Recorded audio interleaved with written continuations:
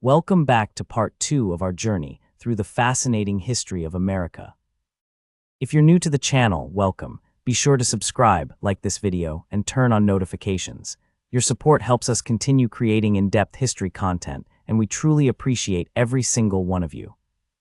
Now, without further ado, let's pick up where we left off and continue exploring the incredible story of America. France had been secretly supplying the Americans with money and weapons since the beginning of the war. The French Foreign Minister Vergennes was delighted to watch Britain be humiliated by its own colonists, but Saratoga convinced them that the Americans could actually win. In February 1778, France and the United States signed a formal treaty of alliance, and France's entry into the war transformed it. Now Britain had to worry about its Caribbean colonies, about its home islands, about the broader global balance of power. Spain and the Netherlands also entered the conflict against Britain. What had begun as a colonial rebellion became a world war.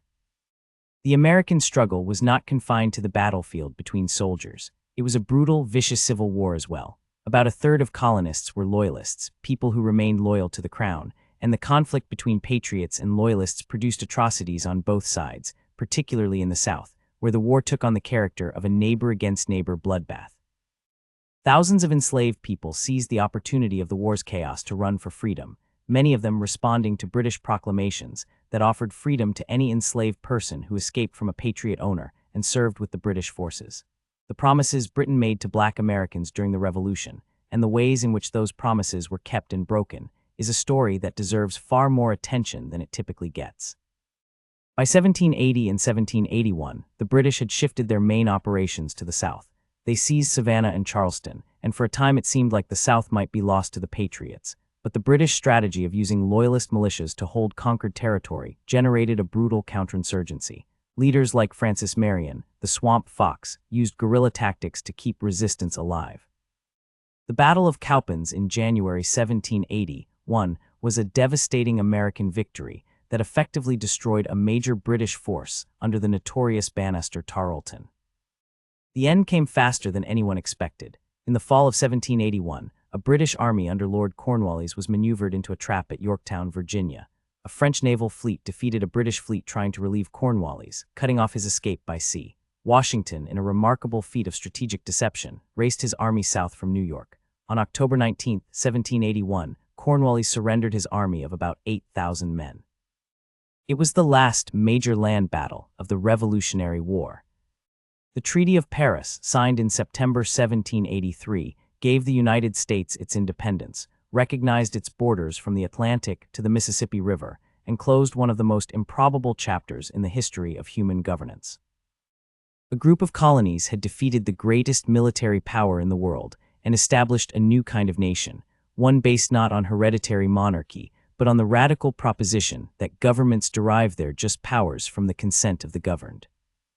Now they had to figure out how to actually run it. Winning independence and building a functioning national government were two entirely different challenges, and for a few years in the 1780s, it was genuinely unclear whether the new United States would survive long enough to matter.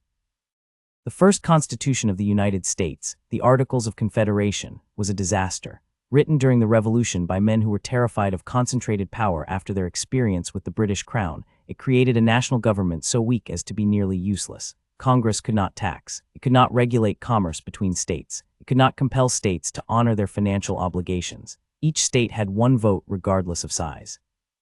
13 proud, competitive states were running in 13 different directions, each printing its own money, each taxing the goods of its neighbors, each pursuing its own foreign policy. The national government could not even pay the soldiers who had won the revolution.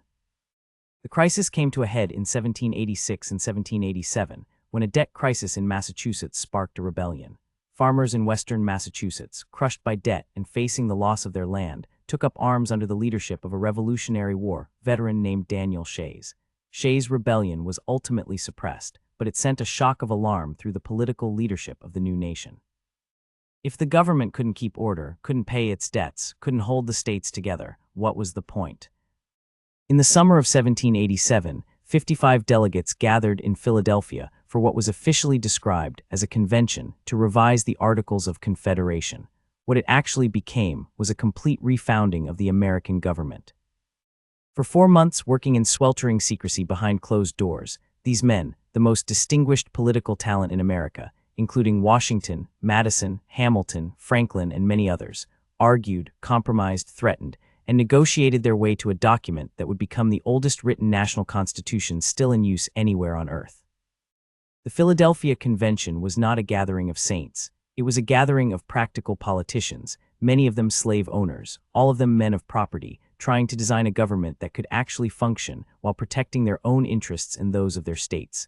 The compromises they made were sometimes brilliant and sometimes terrible. The Great Compromise settled the question of representation in Congress by creating a bicameral legislature, a Senate with equal representation for all states, and a House of Representatives with representation proportional to population.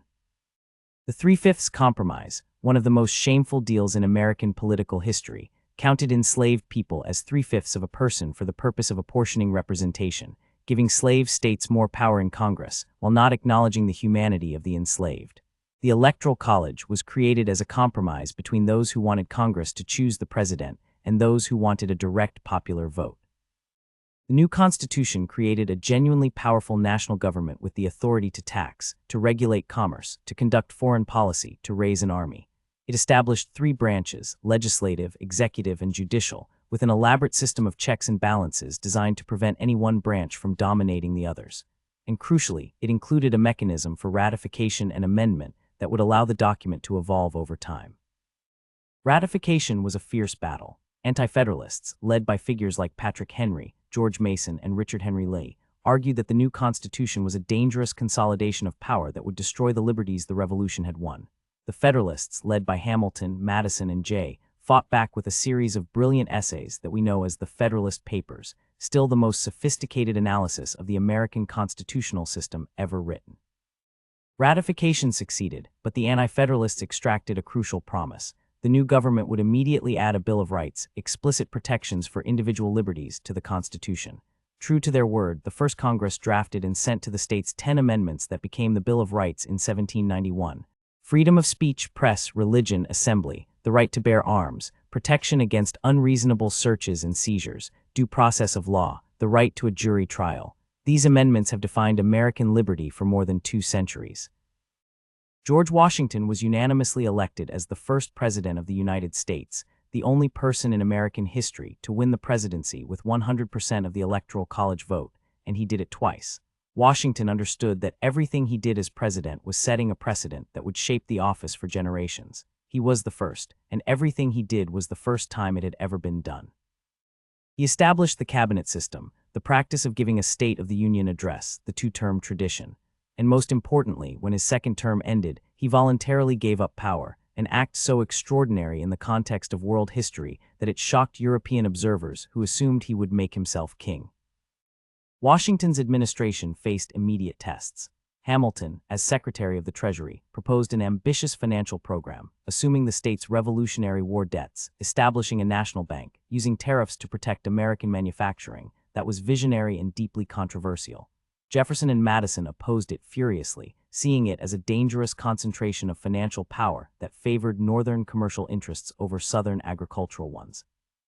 The battle over Hamilton's program was the beginning of the first American party system. The Federalists, who supported Hamilton's vision of a strong national government and close ties with Britain, and the Democratic Republicans, who supported Jefferson's vision of limited government, agrarian democracy, and sympathy with France.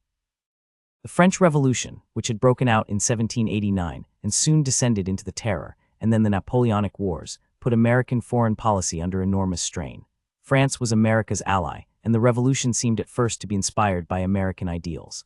But as the revolution turned bloody and France went to war with Britain and much of Europe, the United States was forced to navigate between the 2 superpowers of the day.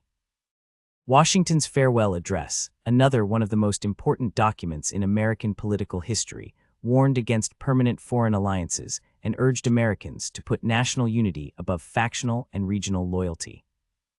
John Adams, Washington's successor, had the unenviable task of governing in the shadow of Washington and in the midst of an undeclared naval war with France. The Alien and Sedition Acts, passed by the Federalist-controlled Congress in 1798, allowed the government to deport foreigners and jail citizens who criticized the government, a dramatic assault on the First Amendment that Adams signed and Jefferson and Madison fought with everything they had. The controversy over the Alien and Sedition Acts helped propel Jefferson to victory in the election of 1800, which he called the Revolution of 1800, a peaceful transfer of power from one political party to another, something that had never happened before in any republic in history. Thomas Jefferson took office in March 1801, and almost immediately, the universe handed him an opportunity he could not have anticipated.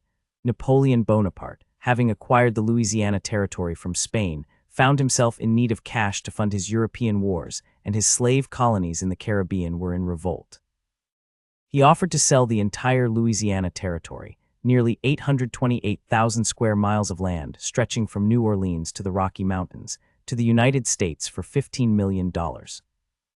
Jefferson, who was a strict constructionist when it came to the Constitution, meaning he believed the federal government could only do what the Constitution explicitly allowed, struggled with the fact that the Constitution said nothing about purchasing foreign territory. But the opportunity was too good to pass up. He bought it anyway, and in one stroke doubled the size of the United States. The Louisiana Purchase, concluded in 1803, was arguably the best real estate deal in the history of the world. To explore the new territory, to map it, to assess its resources, to find a route to the Pacific, Jefferson sent his personal secretary, Meriwether Lewis, and an army officer named William Clark on one of the most extraordinary expeditions in American history. The Lewis and Clark expedition of 1804 to 1806 traveled up the Missouri River, across the Rocky Mountains, down the Columbia River to the Pacific Ocean, and back, nearly 8,000 miles in total, encountering dozens of native nations, cataloging hundreds of previously unknown plant and animal species, and producing the first detailed maps of the American interior. Their guide and interpreter for much of the journey was a young Shoshone woman named Sacagawea, whose contributions to the expedition were indispensable, and whose story has become one of the enduring images of American exploration. But even as the nation was expanding westward, it was still caught in the web of European power politics. The wars of the Napoleonic era disrupted American trade, and both Britain and France were seizing American ships and impressing, kidnapping, essentially, American sailors into their navies. Britain was also arming and encouraging native nations in the Northwest Territory who were resisting American expansion. Tensions finally boiled over in June 1812, when the United States declared war on Great Britain. The War of 1812 was, to put it charitably, a mixed performance for the United States. American invasions of Canada failed repeatedly. The British blockaded the American coast and crippled American trade. In August 1814, a British force marched into Washington, D.C. and burned the White House and the Capitol. The sight of the American Capitol in flames was deeply humiliating. But the war also produced its share of American triumphs. Oliver Hazard Perry won a decisive naval victory on Lake Erie. Andrew Jackson crushed a British invasion force at the Battle of New Orleans in January 1815. Though unknowns to the combatants, the war had already officially ended 2 weeks earlier with the Treaty of Ghent. The battle was militarily unnecessary, but politically enormous, making Jackson a national hero, and eventually launching him into the presidency. The War of 1812 ended essentially in a draw. Neither side gained or lost territory, but it had important consequences. It accelerated American industrial development, as the British blockade forced Americans to manufacture goods they had previously imported. It cleared out the last organized native resistance in the East. And it produced a surge of American nationalism, a sense of pride and confidence and distinct American identity that marked the beginning of what historians call the era of good feelings. James Monroe's two-term presidency in the 1820s saw the Federalist Party collapse and one-party rule under the Democratic Republicans. In foreign policy, Monroe issued what became known as the Monroe Doctrine in 1823, the declaration that the Americas were closed to further European colonization, and that any attempt by a European power to extend its influence in the Western Hemisphere would be regarded as a threat to American security. It was a breathtaking statement of continental ambition from a country that was barely 40 years old, but it would become one of the foundational principles of American foreign policy. And yet beneath the surface calm of the era of good feelings, enormous tensions were building. The most dangerous was over slavery. The admission of Missouri as a new state in 1819 triggered a crisis because Missouri would come in as a slave state, tipping the balance in the Senate between slave and free states. The Missouri Compromise of 1820, brokered primarily by Henry Clay, admitted Missouri as a slave state and Maine as a free state, and drew a line across the Louisiana Territory, at latitude 36 degrees 30 minutes, above which slavery would be forever prohibited. The compromise held for 30 years, but as the elderly John Adams and Thomas Jefferson, who both died on July 4, 1826, the 50th anniversary of the Declaration, had recognized, it was a fire bell in the night, a warning of the catastrophe to come. The 1820s and 1830s saw the rise of Andrew Jackson, a figure who embodied both the best and the worst impulses of American democracy. Jackson was the first president from west of the Appalachians, the first born in poverty, the first who had not come from the Virginia or Massachusetts gentry that had dominated American politics since the founding. He genuinely believed in democracy, in the power of ordinary white men, and he fought the Second Bank of the United States with a ferocity that he compared to fighting for the Republic itself. But Jackson was also the architect of one of the darkest chapters in American history, Indian removal. The Indian Removal Act of 1830 authorized the federal government to negotiate the relocation of the 5 civilized tribes, the Cherokee, Creek, Choctaw, Chickasaw, and Seminole, from their ancestral lands in the southeast to territory west of the Mississippi. The Supreme Court, in Worcester v. Georgia, ruled that the state of Georgia had no authority over the Cherokee Nation. Jackson's response was essentially to ignore the ruling. The removal was carried out with brutal force, and the Cherokees' forced march in 1838 and 1839 became known as the Trail of Tears. An estimated 4,000 Cherokee, roughly a quarter of the nation, died of cold, disease, and starvation on the march. It was a crime of historic proportions. The 1830s and 1840s were also the era of manifest destiny, the belief, stated explicitly in those words by journalist John L. O'Sullivan in 1845, that it was the obvious, inevitable, divinely ordained destiny of the United States to spread from coast to coast. This belief drove American expansion into Texas, the Southwest, the Oregon Territory, and California with a confidence that brooked no argument. The Alamo in 1836, the annexation of Texas in 1845, the Oregon Treaty of 1846, and the Mexican-American War of 1846 to 1848 were all expressions of this expansionist energy. The Mexican-American War ended with the Treaty of Guadalupe Hidalgo, which handed the United States more than half of Mexico's territory, what is now California, Nevada, Utah, Arizona, New Mexico, and parts of Colorado and Wyoming, in exchange for $15 million. The United States now stretched from sea to sea. Manifest destiny was accomplished. But every new territory acquired raised with renewed urgency the question that was slowly driving the nation toward catastrophe: would it be slave or free? The Mexican-American War was barely over before the question of slavery in the new territories threatened to tear the country apart. California, flooded with gold rush settlers after the discovery of gold at Sutter's Mill in January 1848, wanted to enter the Union as a free state. The slave states were alarmed. Another compromise was patched together, the Compromise of 1850, again largely the work of Henry Clay, now in his 70s and making his last great effort to save the Union. California came in as a free state. The slave trade, though not slavery itself, was abolished in Washington, D.C., and in exchange, the South got the Fugitive Slave Act, which required Northern citizens to assist in the capture and return of escaped enslaved people. The Fugitive Slave Act was a catastrophic political mistake by Southern leaders.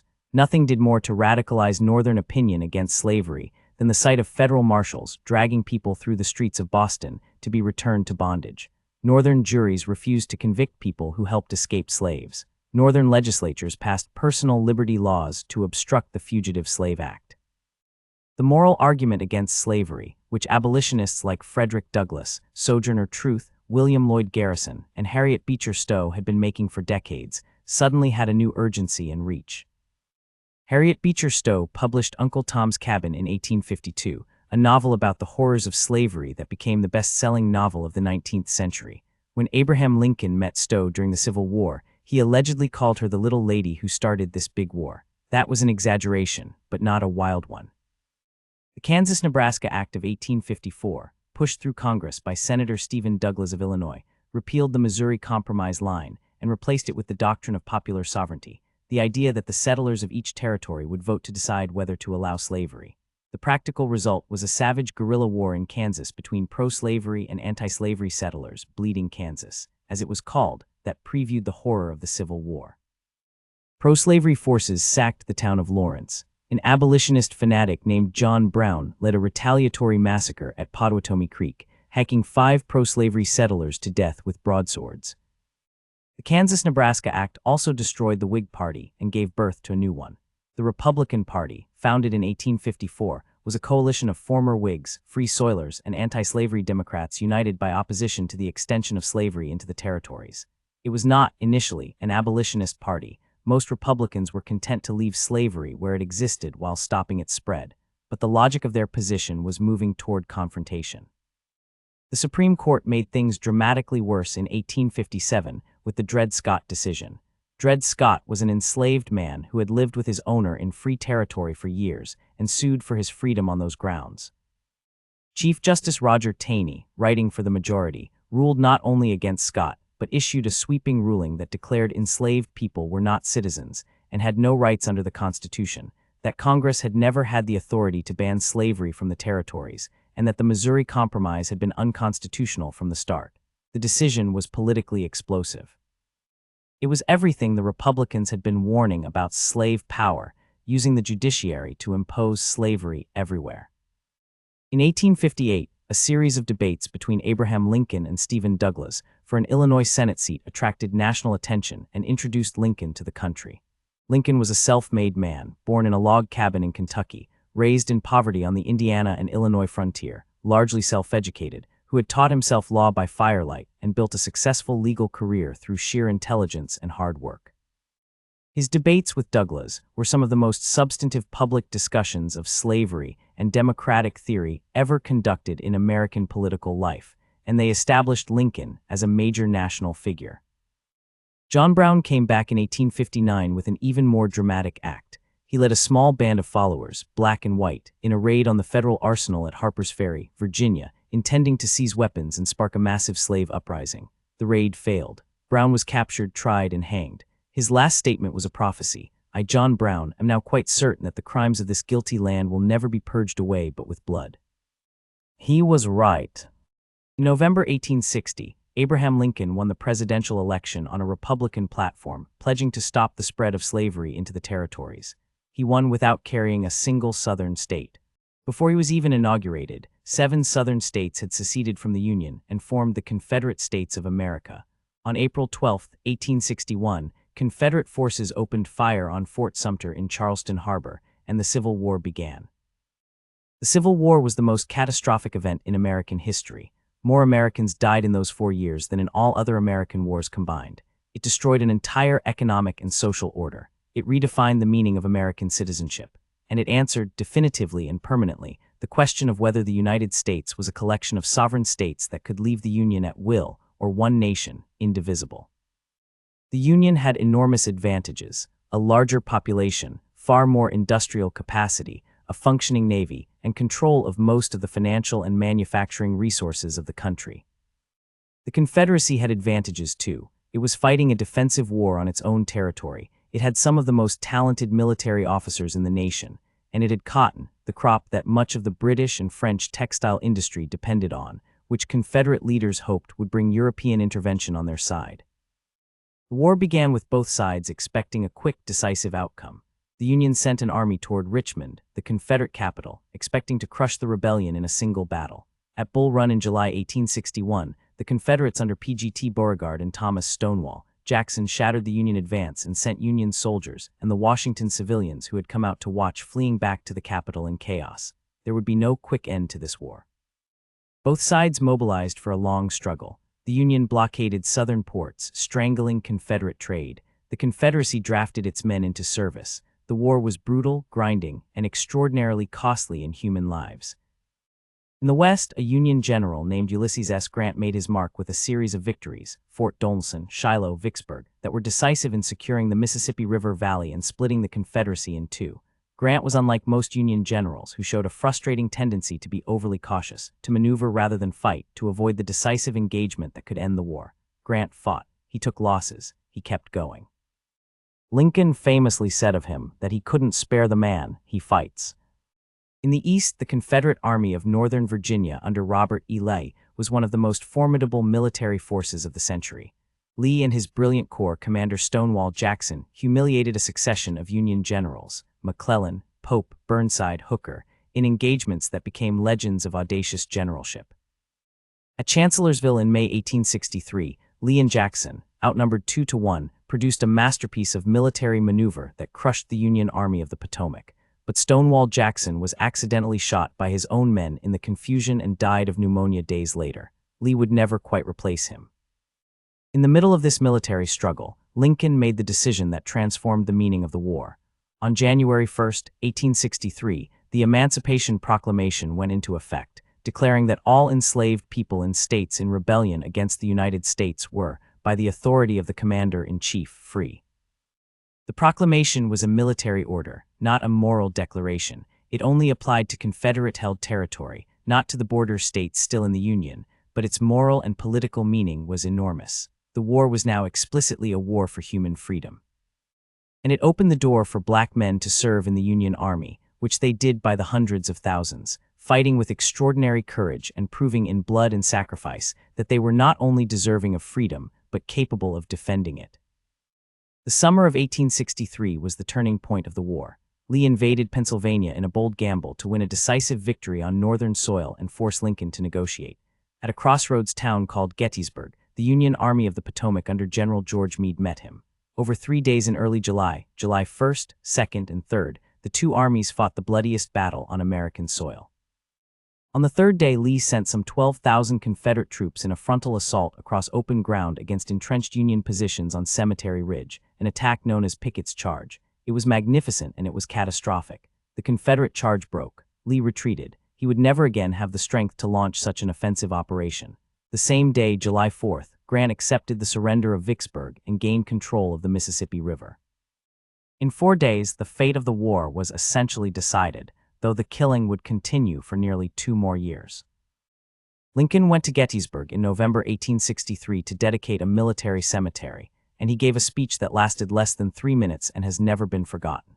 The Gettysburg Address redefined the purpose of the war and the meaning of the nation, not just saving the Union that had existed, but creating a new birth of freedom that would fulfill the promise of equality the founding generation had proclaimed but not delivered. The war's final act came in 1864 and 1865. Grant was given command of all Union armies and set about a strategy of coordinated pressure on all fronts simultaneously. He himself pursued Lee's army in Virginia in the Overland Campaign, a meat grinder of battles at the Wilderness, Spotsylvania, Cold Harbor that cost the Union 65,000 casualties in 6 weeks, but wore the Confederate army down to a shell. General William Tecumseh Sherman cut through Georgia and the Carolinas in his famous March to the Sea, living off the land, destroying Confederate infrastructure, and demonstrating that the Confederacy could not protect its own people. On April 9, 1865, Robert E. Lee surrendered the Army of Northern Virginia to Ulysses S. Grant at Appomattox Courthouse, Virginia. The terms Grant offered were generous. Confederate soldiers could go home, keeping their horses and personal weapons, on a promise not to take up arms again.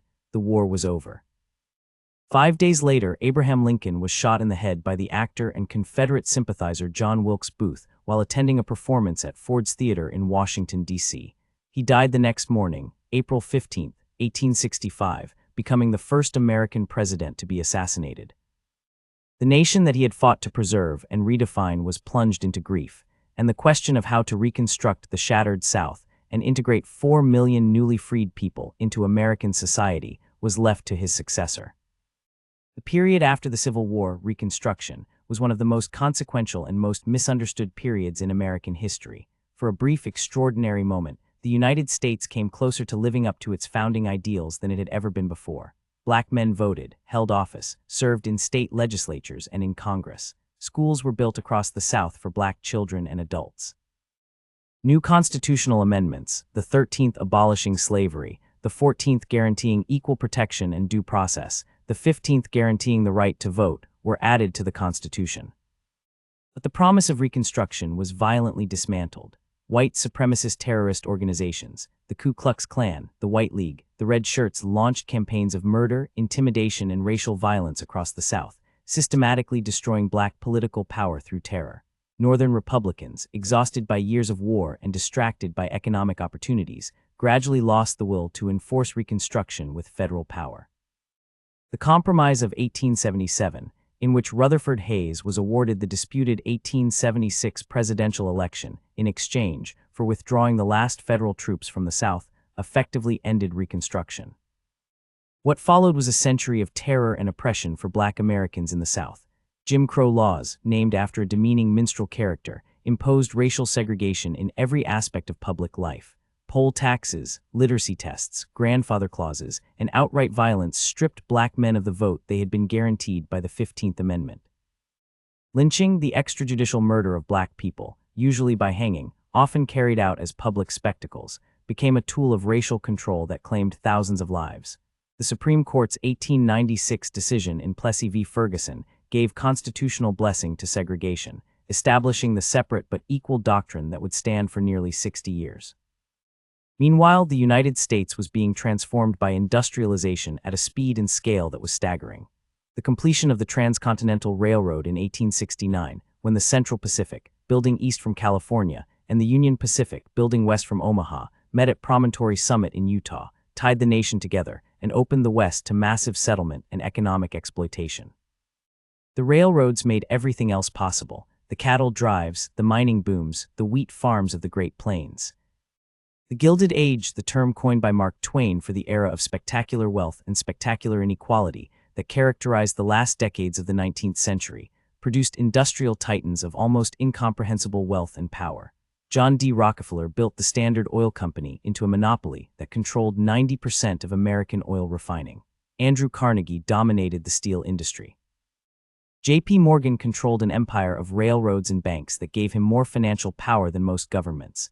Cornelius Vanderbilt built a railroad empire. These men built great cities, funded universities and libraries, and transformed the American economy.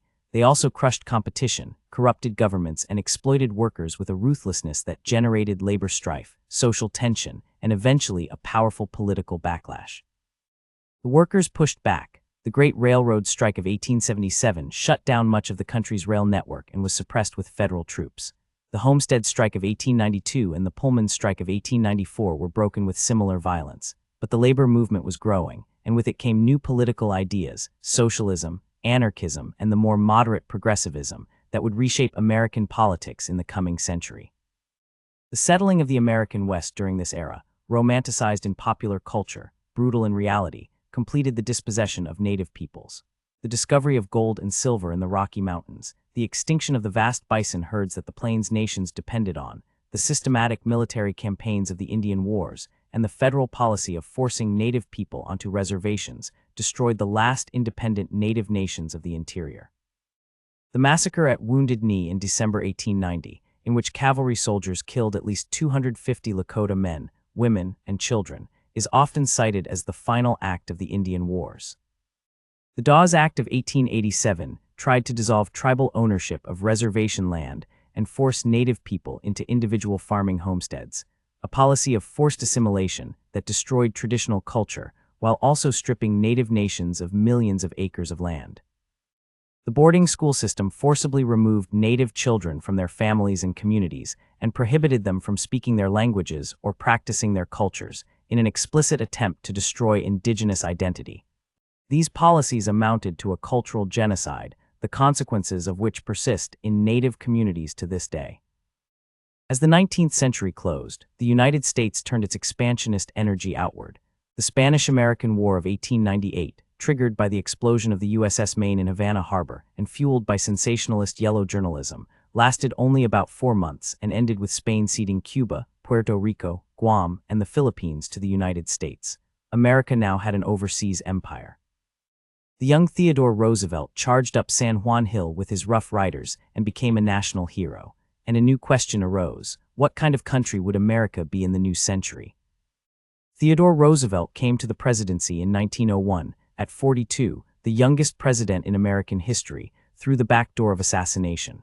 President William McKinley was shot at the Pan American Exposition in Buffalo by an anarchist named Leon C. Zalgas and died 8 days later. What nobody in the Republican establishment that had put Roosevelt on the ticket as vice president, specifically to get him out of the governorship of New York, where he was causing too much trouble, could have anticipated was that this energetic, intellectually voracious, reform-minded man would transform the presidency. Roosevelt believed that the power of the great corporations had grown so vast that they threatened democracy itself. He used the Sherman Antitrust Act, which had languished unused since 1890, to break up the Northern Securities Railroad Trust, and then went after Standard Oil, the Beef Trust, and dozens of others. He was called a trust buster, and he relished the title. He pushed through the Pure Food and Drug Act and the Meat Inspection Act after Upton Sinclair's novel, The Jungle, exposed the horrifying conditions of the meatpacking industry. He set aside more than 230 million acres of public land as national forests, national parks, national monuments, and wildlife refuges, the beginning of the modern conservation movement. Roosevelt was succeeded by William Howard Taft, who was in many ways a more consistent progressive but lacked Roosevelt's political skills and public charisma. When Roosevelt concluded that Taft had betrayed his legacy, he ran against him in 1912 on the Progressive Party, the Bull Moose Party, splitting the Republican vote and handing the election to the Democratic candidate, Woodrow Wilson. Wilson was a former president of Princeton University and governor of New Jersey, an academic who proved to be a surprisingly effective political leader.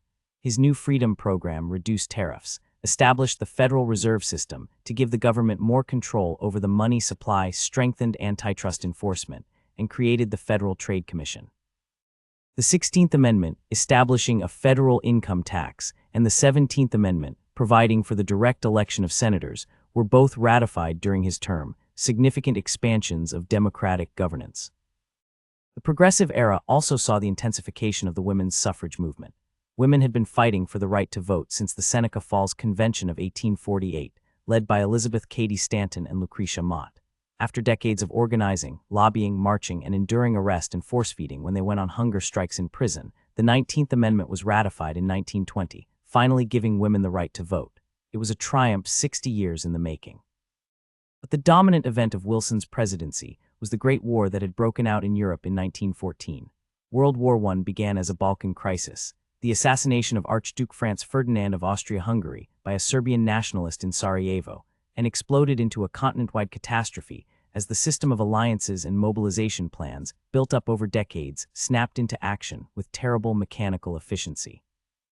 By the fall of 1914, millions of men were dying in the trenches of the Western Front in France and Belgium, stuck in a stalemate that would last 4 years.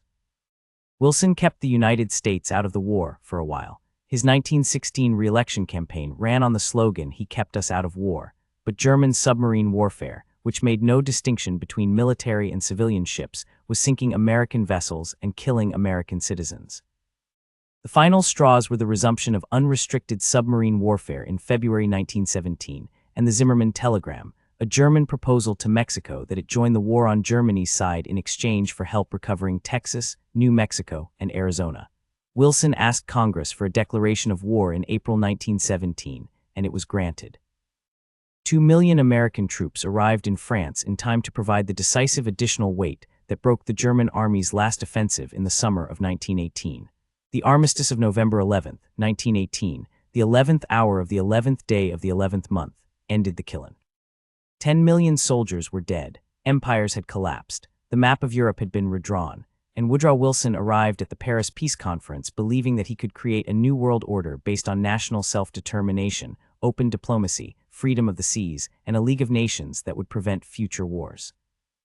Wilson's 14 points were idealistic and in many ways prescient, but the European allies, particularly France, which had lost a generation of men and had its northern regions devastated, wanted reparations and punishment and territory, not idealism. The Treaty of Versailles imposed crushing reparations on Germany, stripped it of territory and colonies, and humiliated it in ways that many historians have argued laid the groundwork for the rise of Hitler. Wilson did get his League of Nations, but in a bitter irony, the United States Senate refused to ratify the treaty and join the League. Wilson, who had refused to compromise with the Senate, suffered a devastating stroke while on a speaking tour to build public support. He finished his presidency incapacitated, and the United States retreated into isolationism. The 1920s were a decade of contradictions. On the surface, they were exuberant, the Jazz Age, the Flapper Era, the age of bootleggers and speakeasies and the Charleston and movie stars and radio and automobiles, and a stock market that seemed to go nowhere but up. Underneath, they were anxious, divided, and laying the foundations for catastrophe. Prohibition, the 18th Amendment, banning the manufacture and sale of alcohol, which went into effect in January 1920, was the great failed experiment of the decade. Instead of eliminating alcohol, it simply created a massive criminal infrastructure to provide it. Organized crime, the mafia, the bootlegging networks of Al Capone and other gangsters, grew fat on Prohibition's profits, corrupting police and politicians across the country. Speakeasies, illegal bars, numbered in the tens of thousands. Prohibition was eventually repealed by the 21st Amendment in 1933, an admission that the law had been a mistake. The 1920s also saw a surge of nativism and racial anxiety. The Ku Klux Klan, which had been dormant for decades, was revived in 1915, inspired partly by the film Birth of a Nation, which glorified the original Klan and grew to a membership of between 3 and 6 million by the mid-1920s, spreading beyond the South into the Midwest and West, and targeting not just Black Americans but Catholics, Jews, and immigrants. The Immigration Acts of 1921 and 1924 sharply restricted immigration, particularly from Southern and Eastern Europe, and virtually excluding Asians, driven by explicitly racist arguments about the genetic inferiority of certain peoples. The prosperity of the 1920s was real but fragile. Wages for workers were growing, but not as fast as productivity or corporate profits. Farmers were suffering. The collapse of agricultural prices after World War I had pushed rural America into a depression that the rest of the country was not yet experiencing. And the stock market was being inflated by speculation, buying on margin, borrowing most of the purchase price, in a way that was unsustainable. On October 29, 1929, Black Tuesday, the stock market crashed. It was the beginning of the Great Depression, the deepest and most prolonged economic crisis in American history. Within 3 years, the stock market had lost 89% of its value. Unemployment reached 25%. 1 in 4 American workers had no job. Banks failed by the thousands, wiping out the savings of millions of families. Industrial production collapsed. Farm prices fell so far that it cost more to harvest crops than they could be sold for. Shanty towns, called Hoovervilles, after President Herbert Hoover, sprang up on the outskirts of cities. Bread lines stretched around city blocks. Hundreds of thousands of Americans literally wandered the country in search of work or food.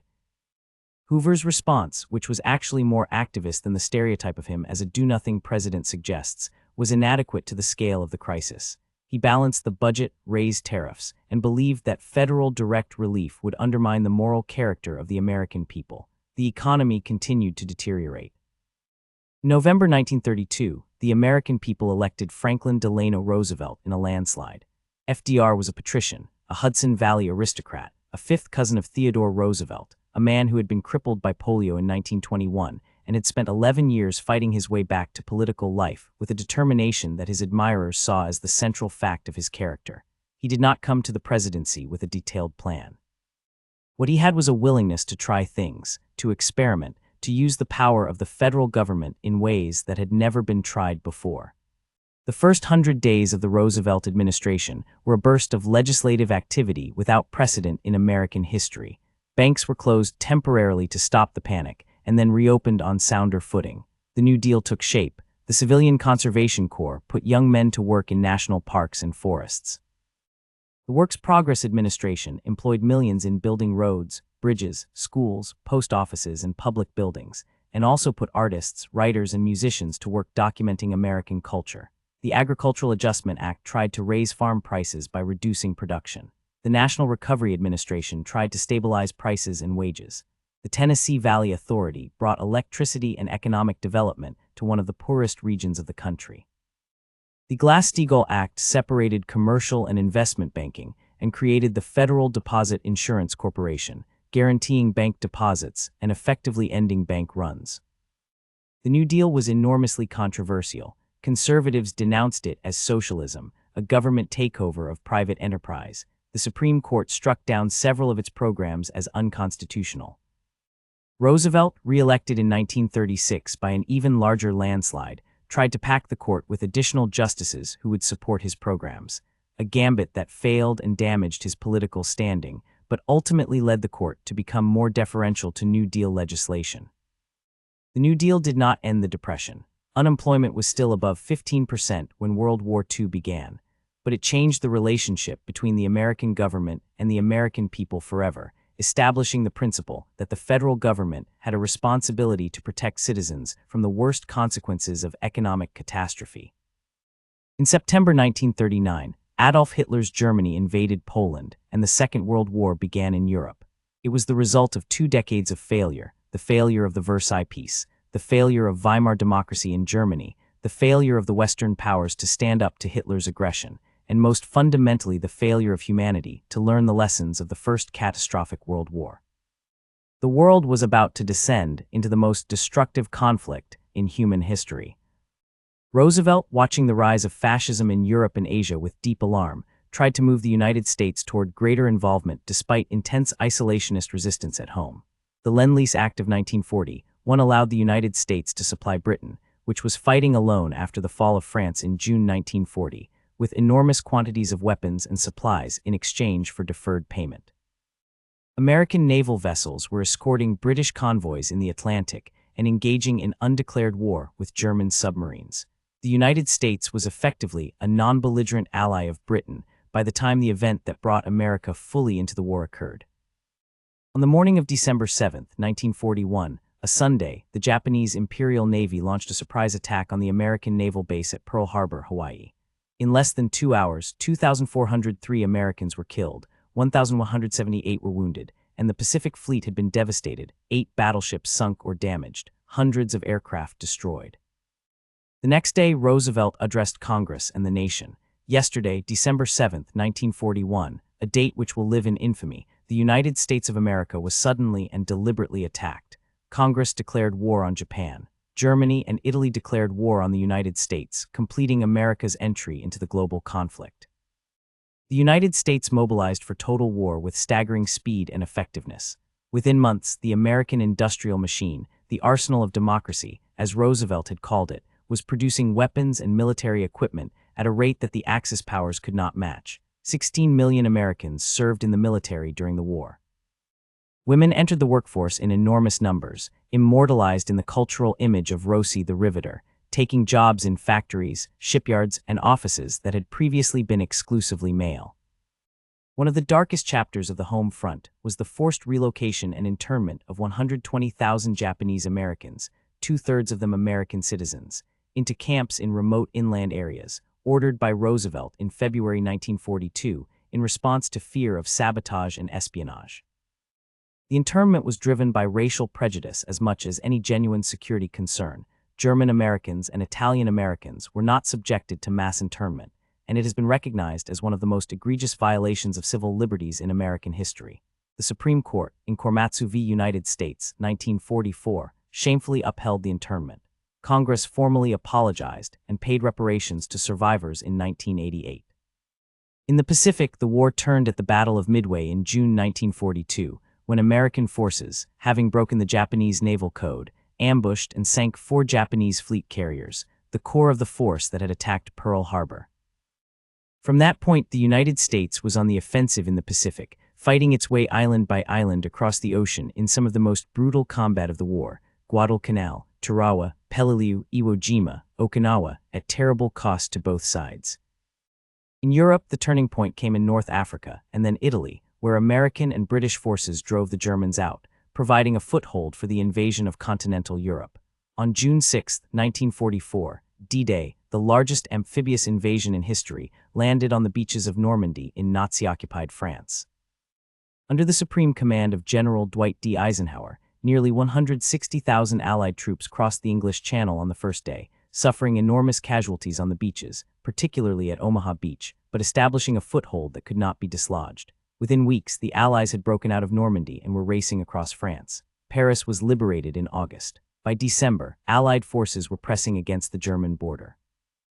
Hitler launched one final counteroffensive in the Battle of the Bulge in December 1944, creating a massive bulge in the Allied line and nearly breaking through to the vital port of Antwerp. In the confusion, the 101st Airborne Division was surrounded at Bastogne and ordered to surrender. The American commander, General Anthony McAuliffe, sent back a one-word reply: nuts. The defense of Bastogne held until Patton's Third Army broke through to relieve it. The Battle of the Bulge was Germany's last offensive. By the spring of 1945, Allied armies were crossing the Rhine and closing in on Berlin from the west, while Soviet forces pressed from the east. Franklin Roosevelt did not live to see the victory he had done more than any other person to make possible. He died of a cerebral hemorrhage on April 12, 1945, in Warm Springs, Georgia. Harry S. Truman, his vice president, a Missouri senator who had been on the ticket only since the 1944 convention and had been largely kept in the dark about the war's most sensitive secrets, was suddenly President of the United States. Germany surrendered unconditionally on May 8, 1945, VE Day, victory in Europe. The war in the Pacific was still going. American forces had island-hopped across the Pacific, and the next step was the invasion of Japan itself. Military planners estimated that an invasion of the Japanese home islands could cost anywhere from 250,000 to over 1 million American casualties, and perhaps many times that number of Japanese dead. Truman made the decision that historians have debated ever since. On August 6, 1945, an American B-29 named the Enola Gay dropped an atomic bomb on the city of Hiroshima, Japan. Approximately 70,000 people were killed instantly. 3 days later, a second atomic bomb was dropped on Nagasaki. Japan surrendered on August 15. World War II was over. The atomic bomb ended the war. It also began a new era, the nuclear age, in which human beings for the first time in history possessed the capacity to destroy their civilization entirely. The world would never be the same. The end of World War II left two superpowers facing each other across a divided world, the United States and the Soviet Union. They had fought as allies against Hitler, but their fundamental incompatibility, one a democracy built on capitalism and individual rights, the other a totalitarian communist state, had been papered over by the common enemy. With Germany and Japan defeated, the alliance disintegrated with breathtaking speed. The Soviet Union, which had lost an estimated 27 million people in the war, was determined to create a buffer zone of compliant states on its western border and to spread communist ideology globally. The United States, emerging from the war with its industrial base intact and a monopoly on nuclear weapons, until 1949, was determined to prevent Soviet expansion and create a liberal international order. The result was the Cold War, a decades-long global struggle that never quite became a direct hot war between the superpowers but generated constant anxiety, enormous military expenditure, dozens of proxy conflicts, and more than once brought the world to the brink of nuclear annihilation. The Truman Doctrine, announced in 1947, committed the United States to supporting free peoples resisting communist subversion anywhere in the world. The Marshall Plan provided billions of dollars to rebuild the war-devastated economies of Western Europe, both out of genuine humanitarian impulse and a recognition that economic desperation was the most fertile ground for communist political movements. NATO, the North Atlantic Treaty Organization, created a military alliance of Western democracies committed to mutual defense. When the Soviets blockaded West Berlin in 1948, the United States and its allies supplied the city by air for nearly a year until the Soviets backed down. The Berlin airlift was one of the defining moments of early Cold War confrontation. The fall of China to Mao Zedong's communist forces in 1949, combined with the Soviet nuclear test the same year and the outbreak of the Korean War in 1950, created a climate of fear and paranoia in the United States about communist infiltration and subversion that was ruthlessly exploited by demagogues. Senator Joseph McCarthy of Wisconsin launched a campaign of accusations, reckless, often baseless, devastating to careers and lives, against supposed communist infiltrators in the government, the military, Hollywood, and academia. McCarthyism, the term became synonymous with reckless character assassination, destroyed hundreds of people before McCarthy's bullying, exposed during the Army McCarthy hearings of 1954 on live television, finally provoked journalist Edward R. Murrow and the American public to turn against him. The Korean War, fought from 1950 to 1953, ended in an armistice that essentially restored the pre-war status quo, with Korea divided at the 38th parallel. It was the first of the Cold War's frustrating limited wars, fought not to achieve total victory, but to prevent communist expansion, ending not in triumph but in stalemate. Meanwhile, back home, the most profound transformation of American domestic life since the Civil War was underway. The Civil Rights Movement was the great moral struggle of 20th century America, and its story is one of extraordinary courage in the face of extraordinary brutality. Black Americans had never accepted second-class citizenship without resistance. The NAACP, founded in 1909, had been fighting legal battles against segregation and disenfranchisement for decades. The wartime experience of black soldiers, who had fought and died for a country that denied them basic rights, intensified the demand for change. President Truman, moved by reports of violence against returning black veterans, desegregated the military by executive order in 1948. The legal breakthrough came in 1954. The Supreme Court, under Chief Justice Earl Warren, unanimously ruled in Brown v. Board of Education that segregated public schools were inherently unequal and unconstitutional, overturning the Plessy v. Ferguson separate but equal doctrine. The decision was a thunderclap. The South erupted in massive resistance. 101 Southern congressmen signed the Southern Manifesto denouncing the decision, and some states closed their public schools rather than desegregate them. President Eisenhower, who privately had reservations about the decision, was forced to send federal troops to Little Rock, Arkansas in 1957 to protect 9 black students trying to enroll in Central High School against a mob and the defiance of the governor. The Montgomery bus boycott of 1955 and 1956 began when Rosa Parks, a seamstress and NAACP activist who was tired, as she put it, in ways that had nothing to do with her feet, refused to give up her seat on a segregated Montgomery bus to a white passenger and was arrested. The black community of Montgomery, organized by a young Baptist minister named Martin Luther King Jr., boycotted the city's bus system for 381 days, walking miles to work every day, carpooling, sacrificing, until the Supreme Court ruled Montgomery's bus segregation unconstitutional. King became the face and the voice of the movement, a preacher and an intellectual who combined the prophetic tradition of the Black church with the political philosophy of Gandhi's nonviolent resistance to create a movement of extraordinary power and moral clarity. The sit-ins at Woolworth lunch counters, the freedom rides on interstate buses through the South, the Children's Crusade in Birmingham, where Bull Connor turned fire hoses and police dogs on schoolchildren. All of these were acts of deliberate, disciplined nonviolent resistance designed to expose the violence and brutality of segregation to a watching nation and a watching world. The March on Washington in August 1963 brought 250,000 people to the National Mall, where King delivered the I Have a Dream speech, one of the greatest speeches in the English language, a soaring invocation of the American promise of equality as yet unfulfilled. President Kennedy, watching on television, said, "He's damn good." Kennedy had committed himself to civil rights legislation, a commitment cemented by the moral obscenity of Birmingham, but he did not live to see it passed. On November 22, 1963, Kennedy was assassinated in Dallas, Texas, shot in his motorcade by Lee Harvey Oswald. It was the second time in the 20th century that an American president had been murdered, and its impact on the national psyche was devastating. Kennedy had embodied youth, vigor, and a kind of glamorous optimism that was shattered in a moment. Lyndon Johnson, the vice president, took the oath of office on Air Force One standing next to Kennedy's widow, Jacqueline, still wearing the pink suit stained with her husband's blood. Johnson, a master of Senate politics, pushed Kennedy's civil rights bill through Congress with the skill and force that Kennedy himself had been unable to apply. The Civil Rights Act of 1964 banned discrimination in public accommodations and employment on the basis of race, sex, religion, and national origin.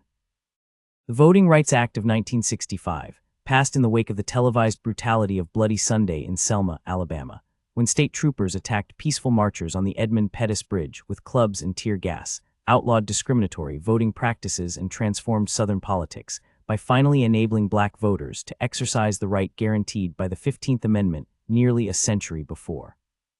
The Great Society programs Johnson pushed through Congress were the most ambitious expansion of the federal government's role in social welfare since the New Deal. Medicare and Medicaid, the Elementary and Secondary Education Act, the Housing Act, Head Start, the Immigration and Nationality Act of 1965 that ended the racial quotas of the 1924 immigration law. Johnson had ambitions to eliminate poverty and create a truly just society. But Vietnam destroyed him. The United States had been involved in Vietnam since the 1950s, first supporting the French colonial effort to suppress a communist independence movement led by Ho Chi Minh, and then, after the French defeat at Dien Bien Phu in 1954, and the division of Vietnam at the 17th parallel, supporting the South Vietnamese government. Kennedy had increased the number of American advisors in Vietnam to 16,000. Johnson, after the Gulf of Tonkin resolution in 1964, based on a dubious incident involving North Vietnamese torpedo boats that may not have happened as reported, used the congressional authorization to escalate American involvement dramatically. By 1968, more than 500,000 American troops were in Vietnam. Vietnam was a military and political catastrophe. The United States was fighting a counterinsurgency against a disciplined, highly motivated enemy, the Viet Cong and North Vietnamese Army, that enjoyed enormous support among the South Vietnamese population and was willing to absorb almost unlimited punishment in pursuit of its objective of national reunification. American military strategy, focused on body counts and attrition, was fundamentally unsuited to the political nature of the conflict. The military was telling the public that the war was being won. The Tet Offensive of January 1968, in which the Viet Cong launched simultaneous attacks on over 100 cities and towns across South Vietnam, including a dramatic assault on the American embassy in Saigon, shattered the credibility of those assurances. Walter Cronkite, the most trusted man in America, went on television and said the war was a stalemate. Johnson watched and reportedly said, "If I've lost Cronkite, I've lost Middle America." Johnson announced in March 1968 that he would not seek re-election. 2 months later, Robert Kennedy, the late president's brother, who was running for the Democratic nomination on an anti-war platform, was assassinated in Los Angeles after winning the California primary. Martin Luther King had already been assassinated in Memphis in April. Cities across America burned in riots of grief and rage. The Democratic Convention in Chicago was besieged by anti-war protesters and met with police violence that was broadcast live on television. It was the most turbulent year in American life since 1865. Richard Nixon won the 1968 presidential election on a promise to end the war honorably and to speak for the silent majority of Americans who were appalled by the chaos and upheaval of the 1960s. Nixon was one of the most complex, contradictory, and ultimately tragic figures in American political history, a man of genuine intelligence and significant achievement, who was also consumed by paranoia, resentment, and a willingness to use criminal means to hold on to power that destroyed his presidency. Nixon's foreign policy achievements were real. He oversaw the withdrawal of American forces from Vietnam, though the war continued for years after and ended in the communist victory he had promised to prevent. He opened diplomatic relations with China in a visit that shocked the world and shifted the global balance of the Cold War. He negotiated arms control agreements with the Soviet Union, détente, that reduced the risk of nuclear war. He appointed brilliant, controversial Henry Kissinger as National Security Advisor and later Secretary of State, and the two of them conducted a foreign policy that was sophisticated, ruthless, and results-oriented. But Nixon was also expanding the war even as he withdrew from it. The secret bombing of Cambodia, an attempt to destroy North Vietnamese supply lines through that neutral country, was kept from Congress and the public for years. When the New York Times published the Pentagon Papers in 1971, a classified history of American involvement in Vietnam that revealed decades of government deception, Nixon tried to suppress it and was blocked by the Supreme Court. He created a secret unit, the Plumbers, to stop leaks and intimidate enemies. And then came Watergate. On June 17, 1972, 5 men were arrested for breaking into the headquarters of the Democratic National Committee at the Watergate complex in Washington, D.C. The connection to the Nixon White House was established with remarkable speed by 2 Washington Post reporters, Bob Woodward and Carl Bernstein, guided by a mysterious source they called Deep Throat, later revealed to be FBI Associate Director Mark Felt. Nixon's men had approved the burglary, and Nixon himself was deeply involved in the subsequent cover-up, paying hush money to the burglars, ordering the CIA to obstruct the FBI investigation, discussing how to use government agencies to harass and destroy his enemies. The Senate Watergate Committee hearings in the summer of 1973 were riveting national television. The revelation that Nixon had a secret taping system in the White House and the subsequent battle over those tapes, all the way to the Supreme Court, kept the nation transfixed. When the tapes were finally released, they revealed Nixon explicitly discussing the cover-up in criminal terms. The House Judiciary Committee voted to recommend impeachment on 3 counts: obstruction of justice, abuse of power, and defiance of a congressional subpoena. On August 8, 1974, Richard Nixon announced his resignation from the presidency, the only president in American history to resign from office. He was pardoned by his successor, Gerald Ford, a decision that Ford believed necessary to heal the nation and that may have cost him the 1976 election. The 1970s were a difficult decade for America. The economy, which had grown robustly for 25 years after the war, was struggling with stagflation, simultaneously high inflation and high unemployment, a combination that conventional economic theory said was impossible. The OPEC oil embargo of 1973, imposed in retaliation for American support of Israel in the Yom Kippur War, sent gasoline prices skyrocketing and created long lines at gas stations. The national mood was one of exhaustion, disillusionment, and anxiety. Jimmy Carter, a peanut farmer and former governor of Georgia who projected honesty and moral seriousness after the corruption of the Nixon years, won the 1976 election. His presidency had genuine achievements. The Camp David Accords, which produced a peace treaty between Egypt and Israel, were a remarkable diplomatic triumph, but it was defined by the Iranian hostage crisis. In November 1979, Iranian students stormed the American embassy in Tehran and took 52 Americans hostage, with the apparent blessing of the new Islamic revolutionary government of Ayatollah Khomeini. They would be held for 444 days. A military rescue mission failed disastrously in the Iranian desert. The hostage crisis became a symbol of American weakness and Carter's inability to protect American interests abroad, and it played a major role in his landslide defeat by Ronald Reagan in 1980. Ronald Reagan came to the presidency at 69, the oldest man ever elected to the office, with a clear vision and a gift for communication that had been honed through decades as a Hollywood actor, television host, and political advocate. Reagan believed three things with absolute conviction: that the federal government was too big and too intrusive, that taxes were too high, and that the United States needed to stand up to the Soviet Union with strength and confidence rather than détente and accommodation. Reaganomics, supply-side economics, or as George H.W. Bush had memorably called it during the primary campaign, voodoo economics, cut income taxes dramatically, especially for the wealthy, on the theory that money freed from taxation at the top would create jobs and investment that would benefit everyone. The economy did recover strongly from the recession of the early 1980s, but income inequality began rising sharply, and the national debt nearly tripled during Reagan's tenure as tax cuts were not matched by corresponding spending cuts. Reagan increased military spending dramatically, launching a military buildup that he believed the Soviet economy could not match. He also proposed the Strategic Defense Initiative, Star Wars, a missile defense system that was technologically visionary, probably impossible to build, and which alarmed the Soviets enormously. The Reagan Doctrine provided military and other support to anti-communist guerrilla movements around the world, in Afghanistan, Nicaragua, Angola, Cambodia.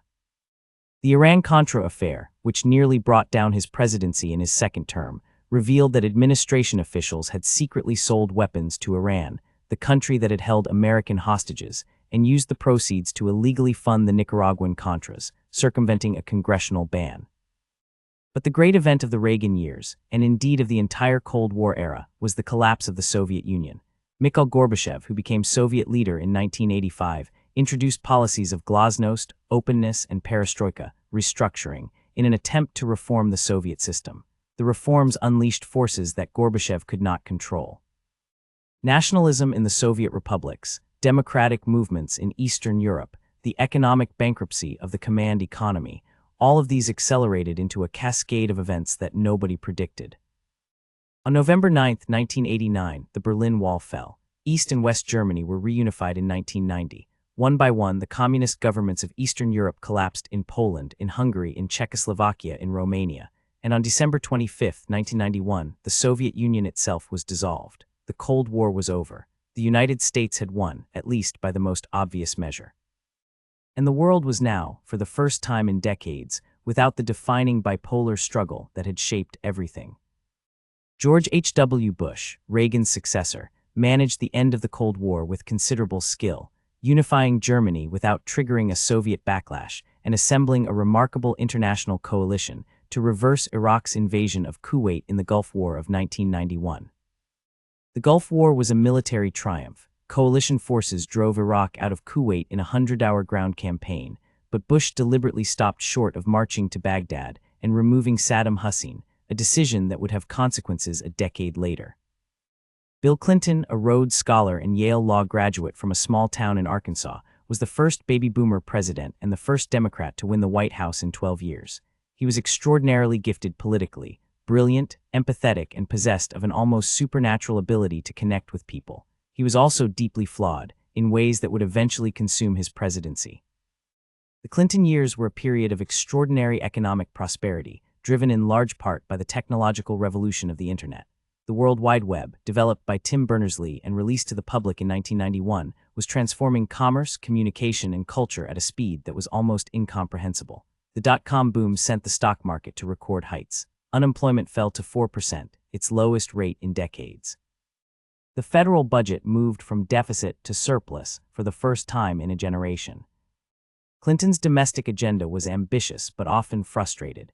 His healthcare reform proposal, crafted largely by Hillary Clinton, was defeated by a combination of insurance industry opposition and political missteps. A Republican wave in the 1994 midterm elections gave the GOP control of both chambers of Congress for the first time in 40 years, led by Speaker Newt Gingrich and his contract with America. Clinton responded by what he called triangulation, moving to the center, claiming credit for balanced budgets and welfare reform that infuriated liberals but helped him win re-election in 1996. Clinton's second term was consumed by the Monica Lewinsky scandal. Lewinsky was a White House intern with whom Clinton had had a sexual relationship. Clinton repeatedly denied it, including under oath in a deposition in a separate civil lawsuit brought by Paula Jones. When the truth emerged through independent counsel Kenneth Starr's investigation, Clinton was impeached by the Republican-controlled House in December 1998 on charges of perjury and obstruction of justice. He was acquitted by the Senate in February 1999.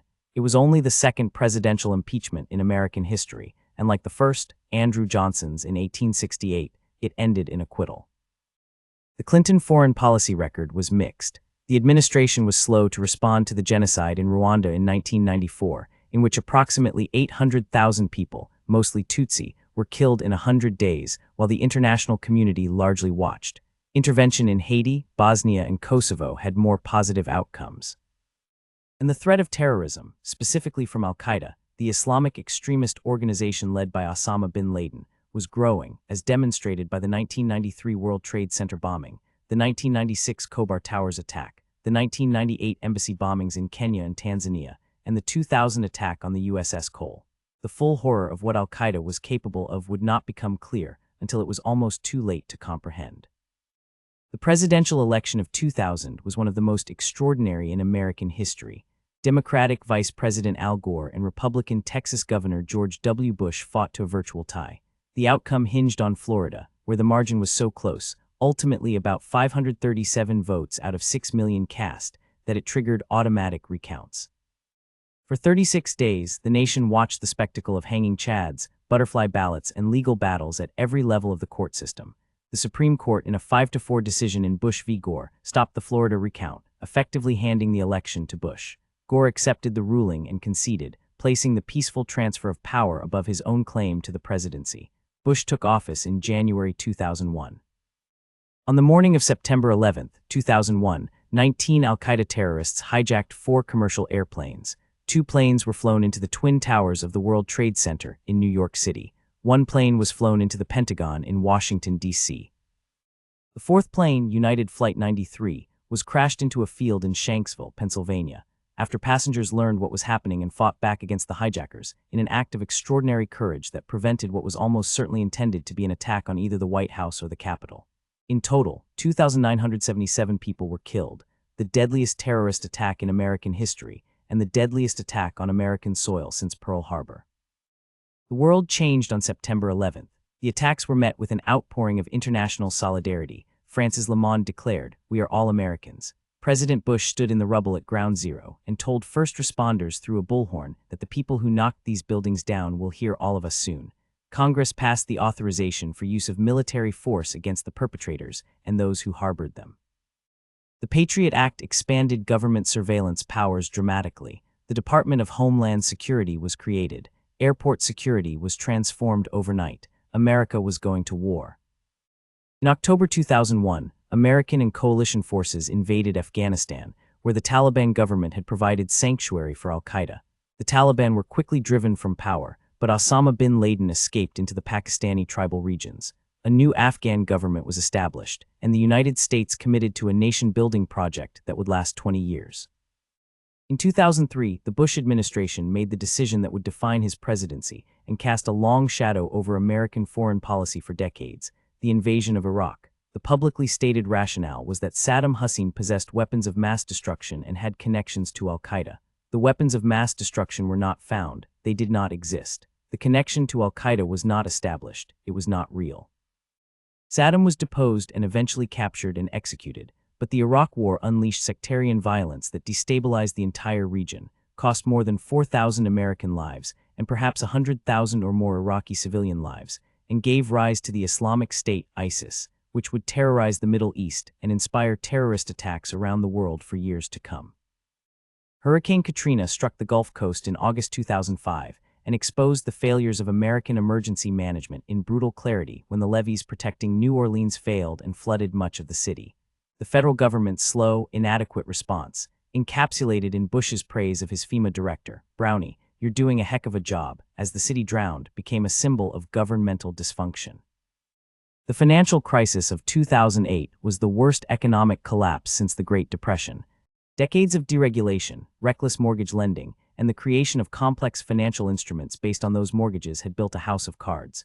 When housing prices began to fall, the collapse was catastrophic. Major financial institutions were on the verge of failure. The government was forced to bail out banks and insurance companies with hundreds of billions of dollars. The stock market lost more than half its value. Millions of Americans lost their jobs, their homes, and their savings.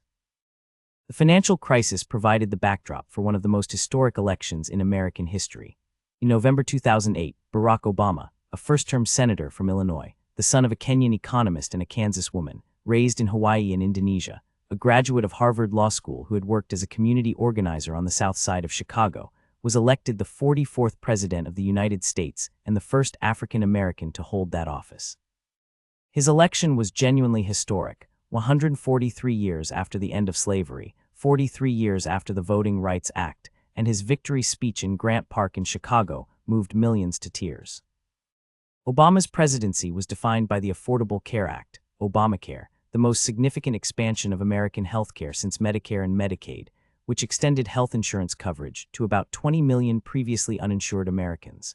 The recovery from the financial crisis was slow and uneven, leaving many Americans behind even as the overall economy recovered.